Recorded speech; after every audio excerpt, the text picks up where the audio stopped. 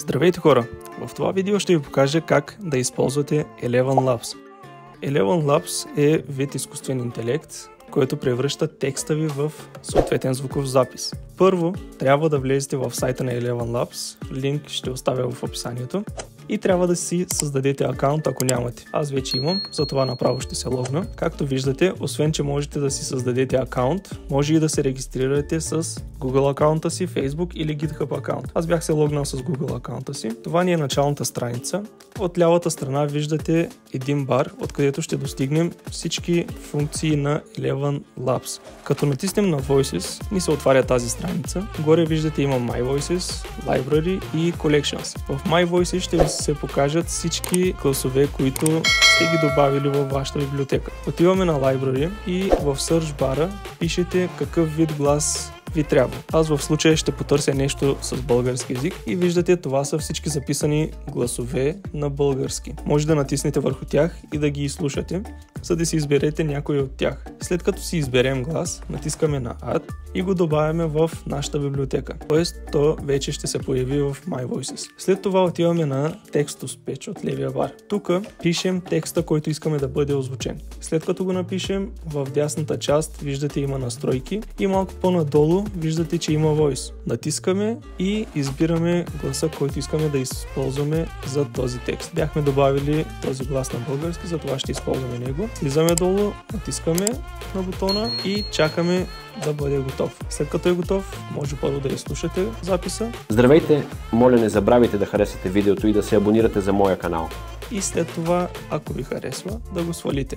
Да разгледаме и другите функции на ElevenLabs. Пак от лявата лента минаваме на следващата страница, която е Voice Changer. Ако имате някакъв гласов запис, но искате да си промените гласа, може да го направите от тук.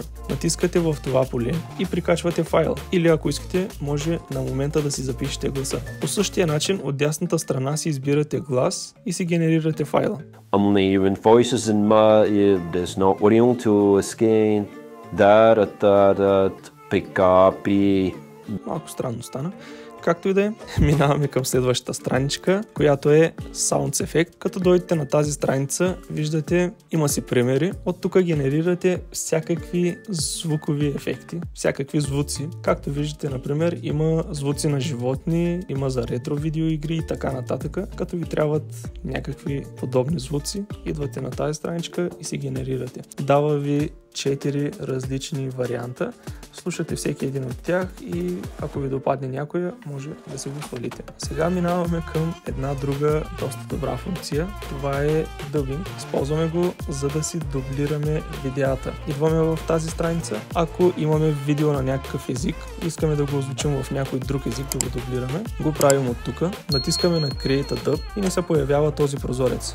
Виждате, можем да прикачим някакво видео. Може също така да дублираме чрез линкове от YouTube, TikTok и така нататък. Аз ще пробвам с YouTube. Поставям линка на един от видеята от моя YouTube канал. Избираме, че видеото ни е на български език и искаме да го дублираме на английски език. И след това натискаме на Create. Да, не можем да натиснем на Create, защото за тази функция ни трябва абонамент. Трябва да си купим абонамент. Има различни видове абонаменти, като ние използваме безплатната версия на ElevenLabs.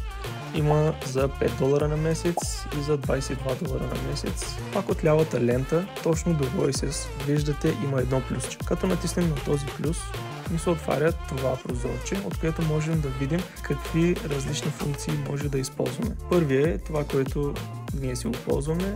Виждате, има Instant Voice Clone и Professional Voice Clone. Тези неща служат за да си клонирате вашия глас. Обаче за тях трябва да си купите абонамент. Ако си купите абонамента от $5 на месец, може да използвате Instant Voice Clone, при което може да си клонирате гласа, като си качвате гласов запис. Записвате си гласа и го качвате, за да ви се клонира гласа. Обаче можете само вие да го използвате. Ако постоянно трябва да озвучавате някакъв текст, можете да си купите този абонамент за $5 да си запишете гласа и просто да напишете текста и то само ще ви генерира звуков запис с вашия глас. Professional Voice Clone, за нея вече трябва да си купите следващия абонаментен план, който е от $22. За първия месец е $11 и след това вече е по $22. Има специални изисквания за гласовия запис, който трябва да направите, за продължителността и така нататък. След като си го направите, вече и други хора могат да използват вашия глас. Тоест,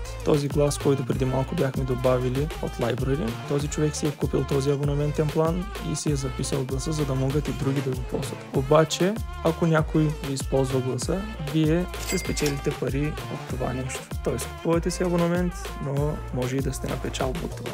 В това видео ви запознах с Eleven Labs. Ако видеото ви е харесало, не забравяйте да харесате видеото. Ако искате повече подобни видеа, може да го напишете в коментарите. И ако ви харесват видеята, които правя, може да се абонирате за моя канал. Благодаря ви, че гледахте видеото. От мен, чао!